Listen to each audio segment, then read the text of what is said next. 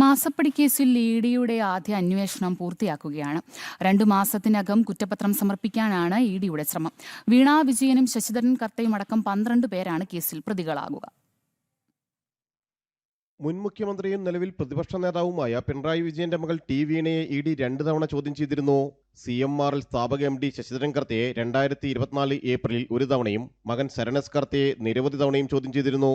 ശശിധരൻ കർത്ത മകനും നിലവിലെ MDയുമായ ശരണസ് കർത്ത, ശശിധരൻ കർത്തയുടെ ഭാര്യ ജയസ് കർത്ത എന്നിവരും ടി വീണയും വീണയുടെ എക്സാലോജിക് കമ്പനിയും വീണയുടെ പാർട്ണർഷിപ്പിലുള്ള ലേക്കർ ഇന്ത്യ കോർപ്പറേഷനും പ്രതിപട്ടികയിലുണ്ടാകും. ആദ്യഘട്ട കുറ്റപത്രം സമർപ്പിച്ച ശേഷവും അന്വേഷണം ഇഡി തുടരും.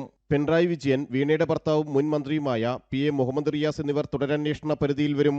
കൂടുതൽ പ്രതികളുടെ പങ്ക് കണ്ടെത്താനായാൽ അന്തിമ കുറ്റപത്രം കൂടി സമർപ്പിക്കും. CMRL എക്സാലോജിക് മാസപ്പടി കേസിൽ കോർപ്പറേറ്റ് കാര്യ മന്ത്രാലയത്തിന് കീഴിലുള്ള SFIO കുറ്റപത്രം സമർപ്പിച്ചിരുന്നു. ടി വീണ, എക്സാലോജിക്, CMRL കമ്പനി എന്നിവരായിരുന്നു പ്രതികൾ. മാസപ്പടി കേസിൽ 12 പ്രതികളുടെ 29 കോടി രൂപ ഇഡി മരവിപ്പിച്ചതാണ്. ടി വീണയുടെ 16.5 ലക്ഷം രൂപയുടെ സ്വത്തുക്കളായിരുന്നു മരവിപ്പിച്ചത്. വീണയ്ക്കും പിണറായി വിജയനും ഒരുപോലെ കുരുക്കാകുന്ന മൊഴികളായിരുന്നു നേരത്തെ ശശിധരൻ കർത്ത നൽകിയത്. ജനം, കൊച്ചി.